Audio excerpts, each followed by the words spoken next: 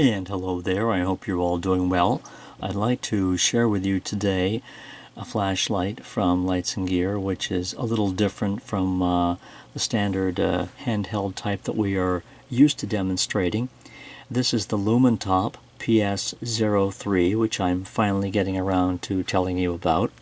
And it's quite a unique flashlight in the sense that it's one of the brighter ones that I own, and I think you'll be rather pleased in its operation and for the many ways you could use this in a professional atmosphere, particularly search and rescue and that kind of thing due to its high intensity. As you can see here on the box, it does feature some fairly good attributes, including a 256 meter beam distance, and its top lumens is 2800. That's pretty darn bright if you've not seen a light of this intensity. Maximum run time is about 40 hours in low mode, and it is impact resistant. Also water resistant to 2 meters, etc., etc. So it's a very sturdy light indeed, and it comes in this very sturdy box. Here on the back is the other standard bits of information, which is also described in the user manual, being that on low mode you'll get 100 lumens, and it jumps all the way to 800 on medium mode, and then 1500 lumens on high and 2800 lumens on turbo. It also has a hidden strobe mode, which is easily accessible. It's only 5 inches long and 2.17 inches in diameter. So it's fairly compact for what it is.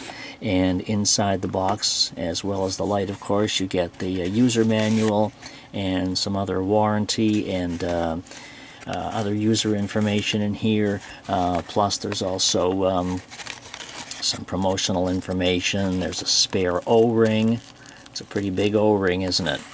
Bigger than the usual ones you see in a lot of lights. And there's also a lanyard attachment here, which is fairly sturdy. And well, let's take a look at the light before we do anything else. There it is. That is it. PS03 from Lumintop. And you will see that it uses 3 LEDs.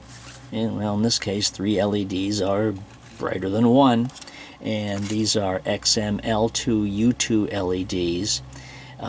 Doesn't use a standard reflector, but TIR optics, I believe, is what these are, as the LEDs sort of cradle within these little reflective cups, I guess you could call them, and has a switch on the side. Everything is done by the one switch. Turn it on, change the modes, etc. There are no other switches. It's obviously got a pretty flat bottom, and there it sits. It's 299 grams without the batteries, so it has a fairly good weight to it, and it is really, I mean, I have small hands and it's very easy to grip. The knurling on here is pretty good, and the switch is very easy to operate. Battery wise, just take the cap off here, and it uses a holder because in order to run the light you need 4 18650s, 4 lithium rechargeable batteries. It won't take any other kind of battery. This is it, 4 18650s. And the spring action in here keeps the batteries held nicely, and meaning that you can also use flat tops and button tops. Just about any size, or different variation in size of an 18650 should fit in here okay. Some may be a little bit snug, and there's no particular polarity on this holder. It can go inside the tube in either direction. It's identical on either end, and as I say, the batteries go in thusly, of course, with the negative down at the spring, and it just fits in like that, all 4 of them. And these do tend to be, the ones I have in here do tend to be a little bit snug. If I press on one, it sort of starts pushing another one, but once they're in there and snug inside the tube, you shouldn't have any problems at all. And there's also a lockout available here in case you're carrying it somewhere and the button should happen to get pressed. Just turn the cap about a quarter ways and that will lock out the connection between the batteries. And to turn it on, you press and hold the button for a second. And to turn it off, you would do the same thing. You press and hold to switch it off as well. And let's now inside here, it's rather difficult to get a good view of the brightness, but it's pretty incredible. Again, if I press and hold, it will come on in low, and it does have mode memory, although on this particular sample that I received, it does not seem to have memory on turbo. But all the other modes, it does remember that it's been in the last mode that it's been in. But as I say, we have low right here, and it has a very nice. Whoops! Pardon me for a second. We seem to be a little bit stray on the camera here. Let's tighten things as best we can. Oh, wait a second. Oh, my apologies. There we go.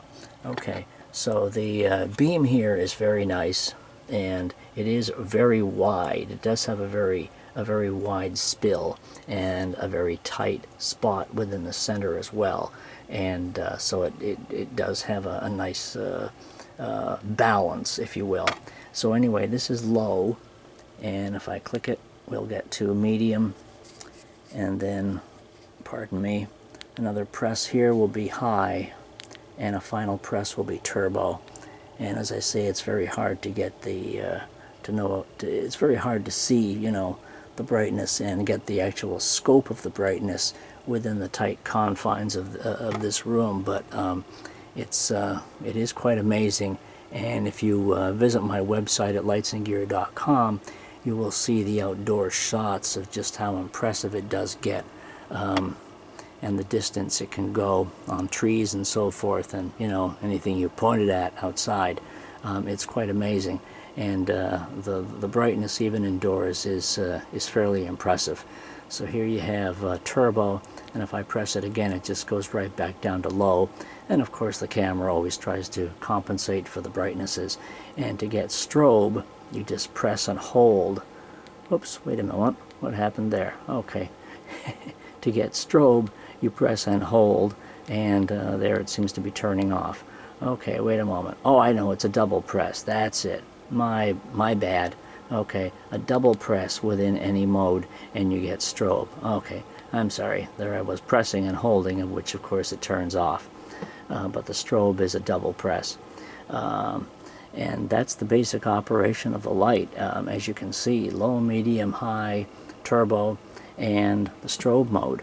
And again, it's one of the certainly the brightest. Well, they actually call it a palm-size searchlight, and that's pretty much what it is. But certainly one of the brighter ones that I have at this particular time.